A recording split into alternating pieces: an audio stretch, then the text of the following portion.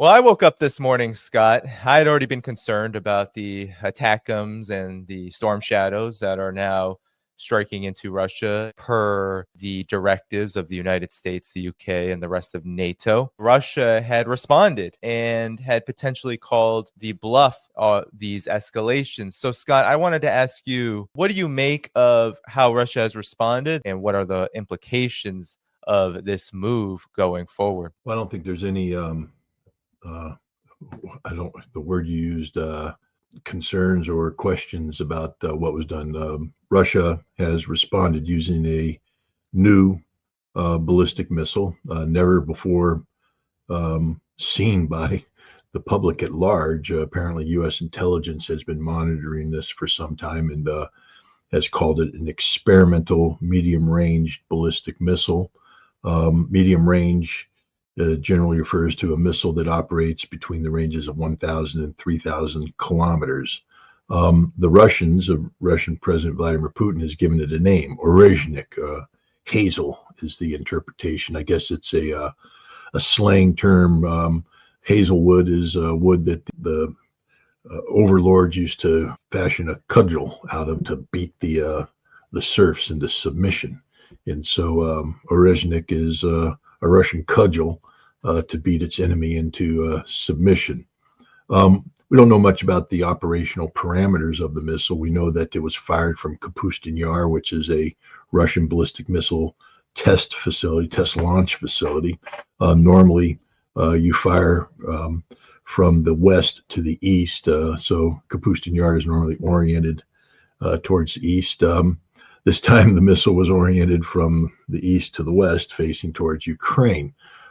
Ukrainians apparently had been tipped off about this by U.S. intelligence because they had been saying at least 24 hours in advance that the Russians were preparing an RS-26 Rubyezh, or frontier missile, which was a missile that was developed by the Russians back in 2014-15, flight tested 15-16, and ready to come into operation in 2017, but the Russians pulled it back because of concerns related to the New START Treaty and the then, in effect, INF Treaty, Intermediate Nuclear Forces Treaty. Apparently, the SS-26 had the ability to fly to intercontinental ballistic missile range. That's over 5,000 kilometers if it used a single warhead. But if you put a three-warhead configuration on it, then it flew to intermediate nuclear forces range, which would have made it illegal. And the Russians weren't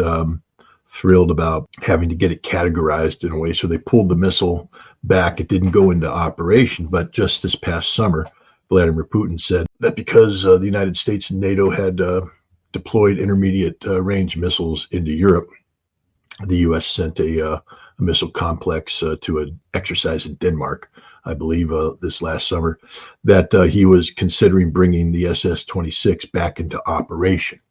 And so when you combine the Ukrainian description of an SS-26, and what that means is they were shown a satellite photograph by the United States. The United States may not have told them that it was an experimental missile, because this would have required the United States to give up more than just an image. They would have to talk about very sensitive intelligence on how they knew about this development. But visually, if the Ukrainians were calling it an SS-26, and the satellite imagery would probably be of fairly good resolution, visually it must have resembled an SS-26, which means that it's a road mobile missile using a 6-axle launcher, and it's being fired from a launch canister that is carried by the launcher and then erected and fired. So there's a lot of implications here. One of which is, if it's that, using that design, it's probably a derivative of the SS-26.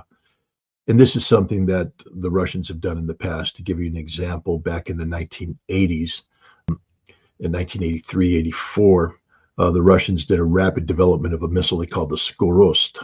What it was they took the SS-25, the second and third stage of the SS-25.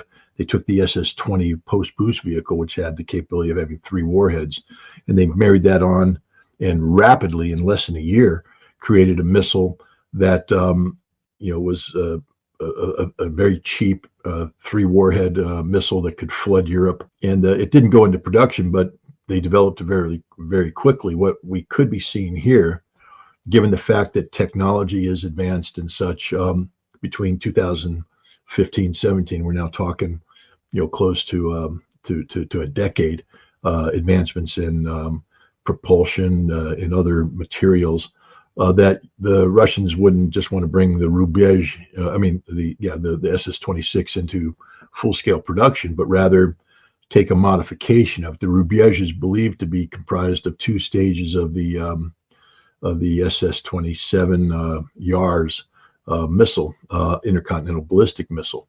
What we may have here is that the Russians have decided to only take one of the stages and maybe put a new post-boost vehicle on it. Clearly, this missile has a capability of delivering at least 6 warheads. We saw that, and these 6 warheads appear to be canister warheads, meaning that they deploy at least 6 submunitions per warhead, because the visual data of the missile hitting the Dnipropetrovsk factory, the former Yuzmash factory, a ballistic missile factory, which, according to the Russians, the United States and Great Britain were working at this factory with the Ukrainians to build short-range and intermediate-range missiles that were going to be used against Russia. So the Russians took out the Ukrainian missile factory using this Orezhnik missile. But the visual data shows 6 distinct entries, and which implies 6 warhead releases from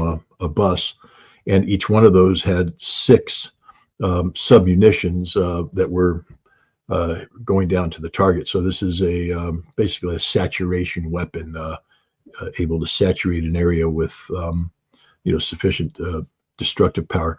The missile apparently is also nuclear capable, because the terminology used by Vladimir Putin implied that it could also be a nuclear capable, but they used it in a non-nuclear mode. But this is a new missile. It's interesting. The U.S. says they only think there's a handful of these out there.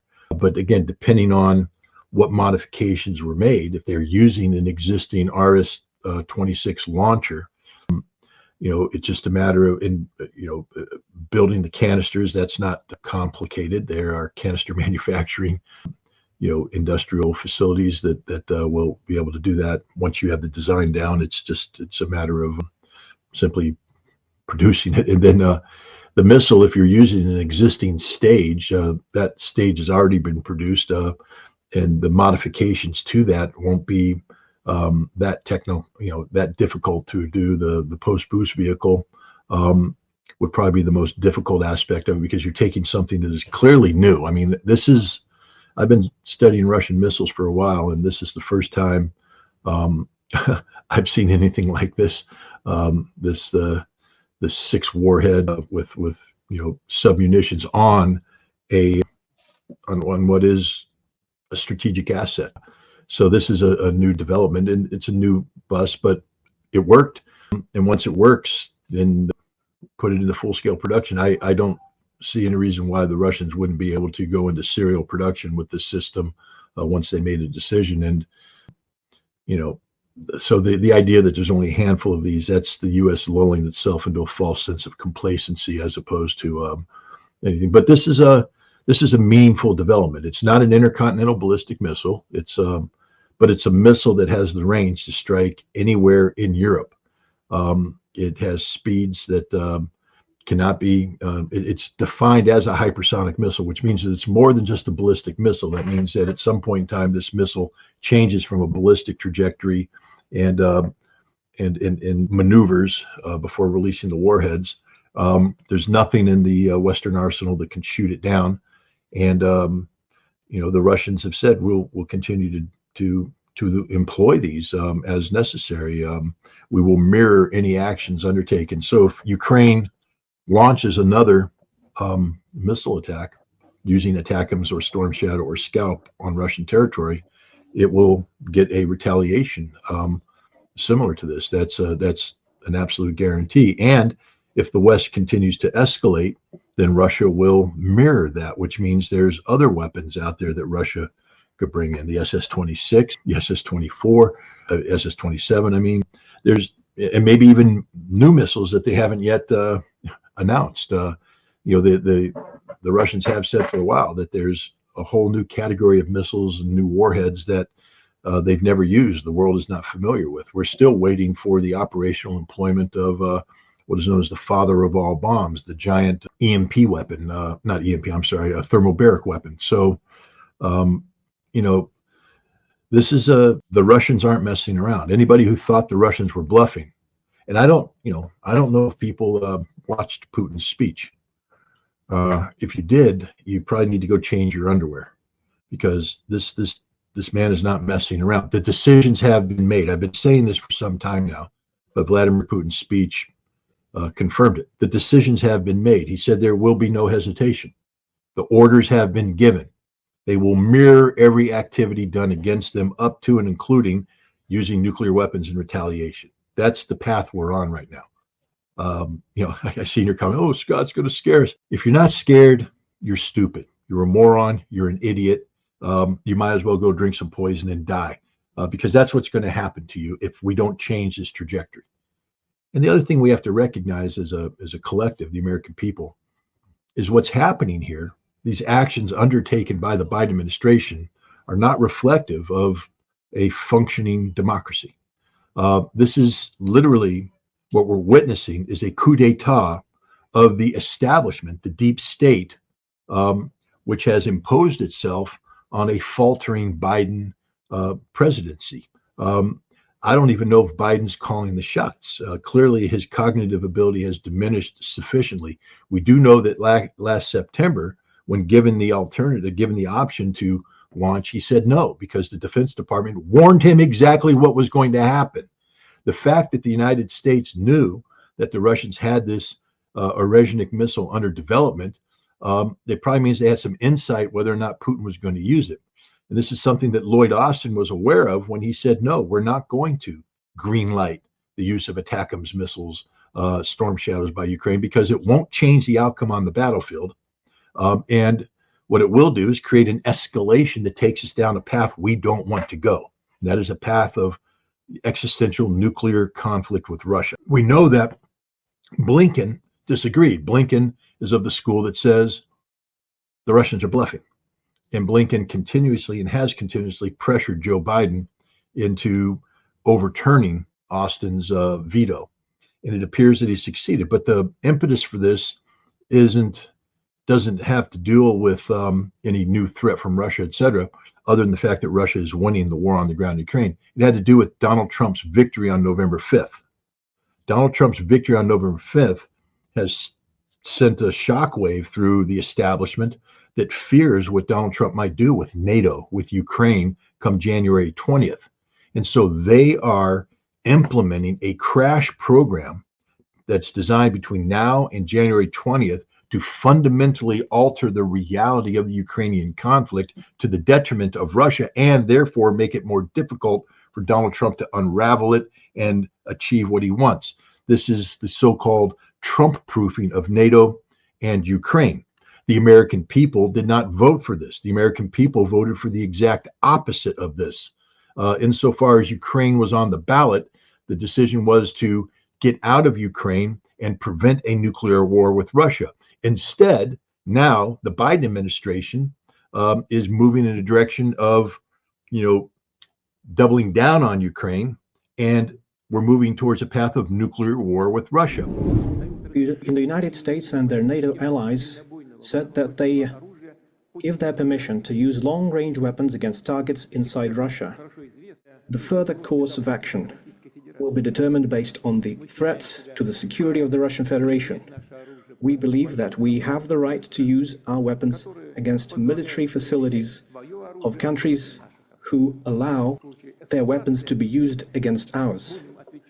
And in case of an escalation, we will act as decisively in a mirror fashion. Earlier on November 21st, it was reported by Ukrainian sources that Russia had fired an intercontinental ballistic missile into the Dnipro area of Ukraine. And this comes as the U.S. has approved ATACMS long-range missile strikes deep into Russian territory, We know that that has already occurred over the last several days, and the UK has followed suit by firing storm shadows into the Kursk region, or giving Ukraine approval to fire those storm shadows into the Kursk region. So, Mark, please help us understand what is the significance of this, given that the reports are that, well, this missile that Russia used is not necessarily nuclear armed as of today, as it was used in this strike, that it is nuclear capable.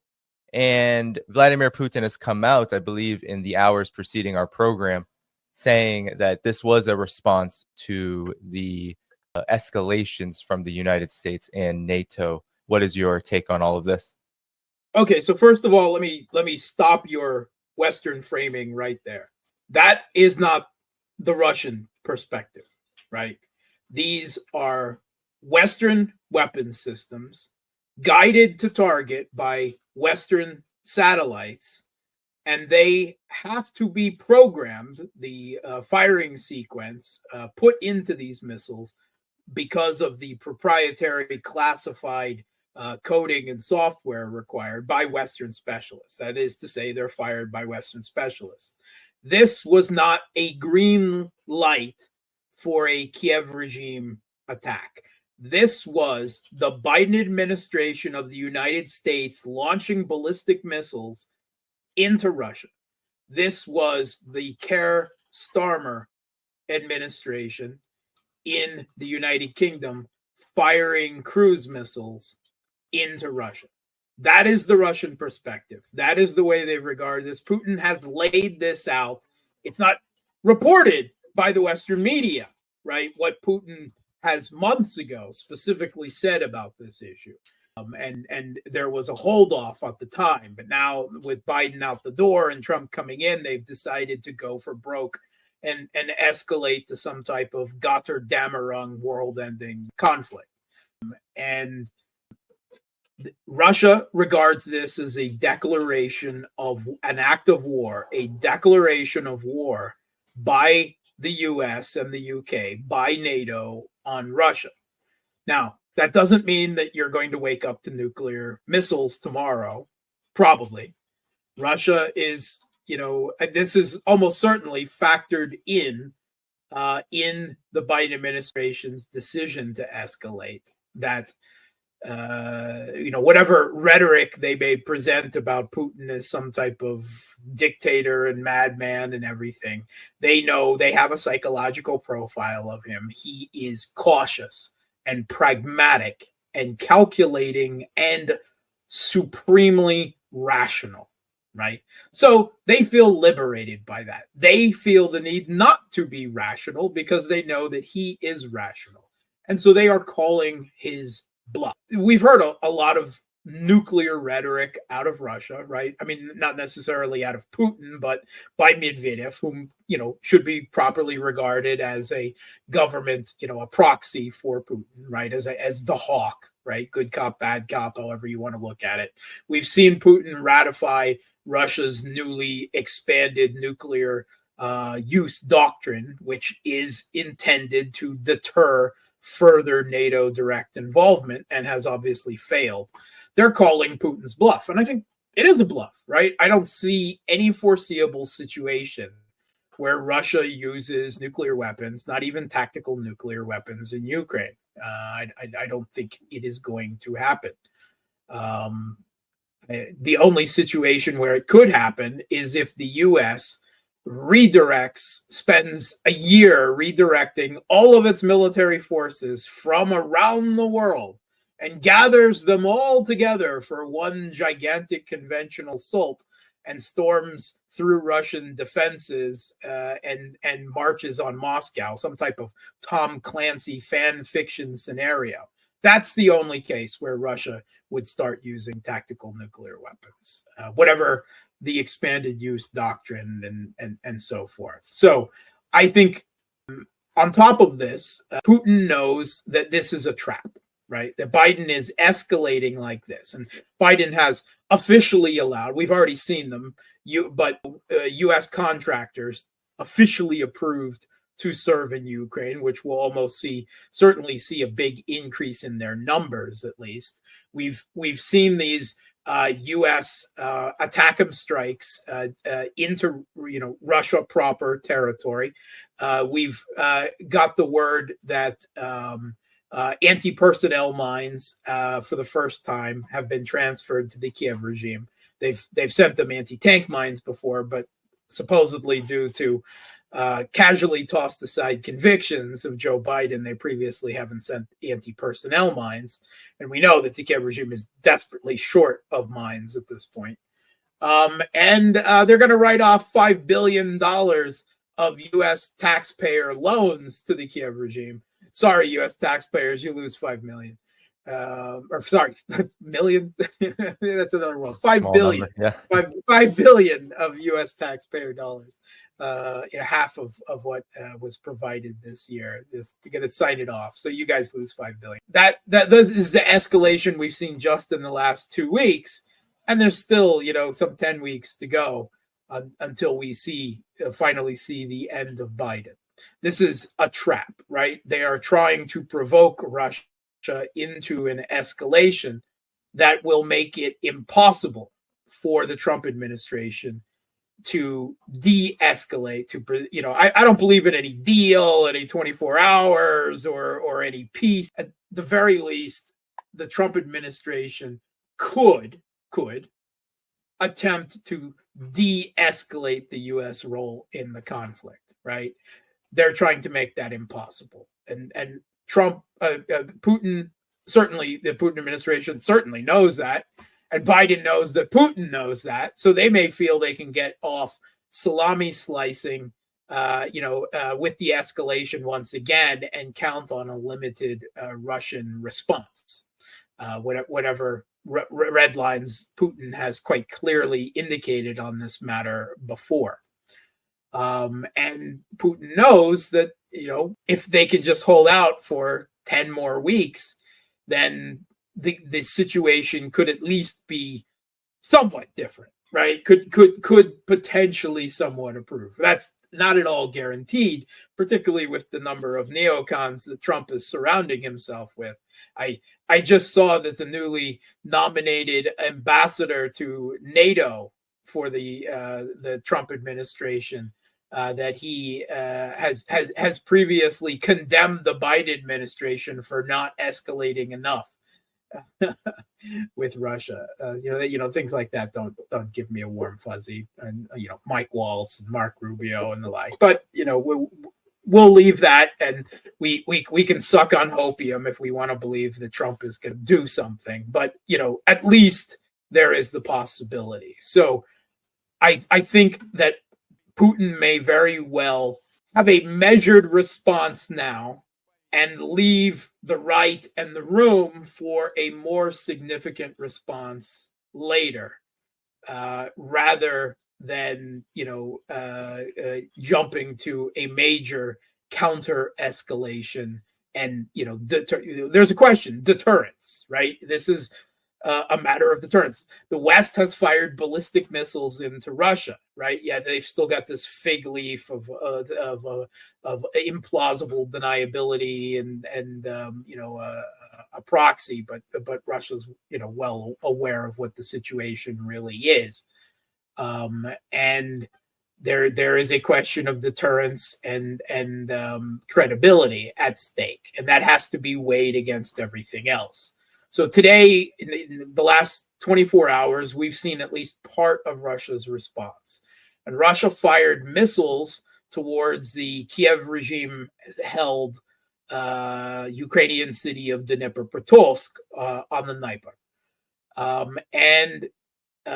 There have been conflicting reports about exactly what was fired. The Kiev regime originally claimed that it was an intercontinental ballistic missile with a MIRV, a multiple independent reentry vehicle, a warhead, but with conventional warheads, not with a nuclear warhead. But there's other speculation put out that this was a new type of Russian ballistic missile. And the news has been coming in as I've just been on a previous program.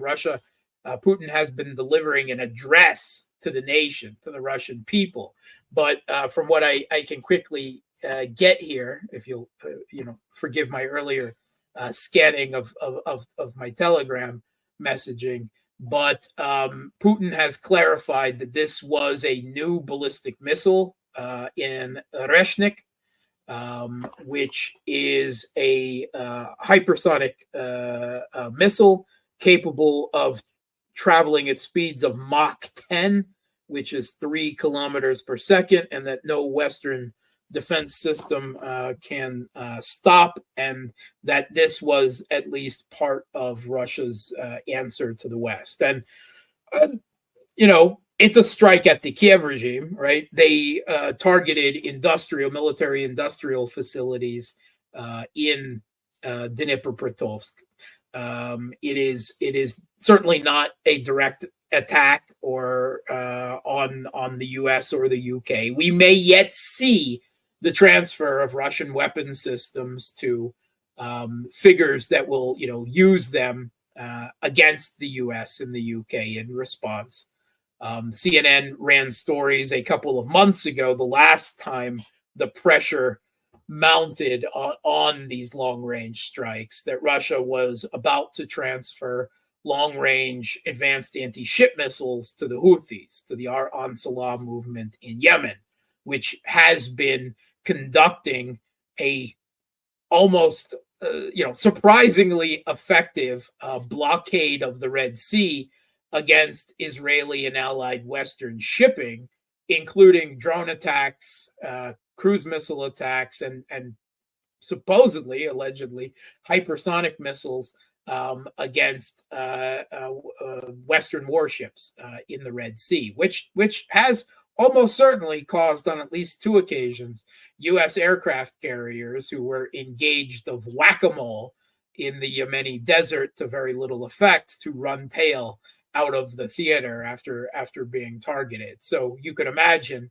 that if the Houthis get their hands on Russian and more advanced weapons, that they will be very eager to use them, and that there is every potential that U.S. sailors and Marines could find themselves paying the price for Biden's leaving the stage Gotterdammerung escalation. Again, whether that's Biden or Sullivan and Blinken, that's neither here nor there. It's the administration. So we're on a precipice, right? I don't think we're on an immediate precipice to nuclear war, but we are definitely. I think it's fair to say that we have entered definitively. We've talked about it before, but we're in World War III.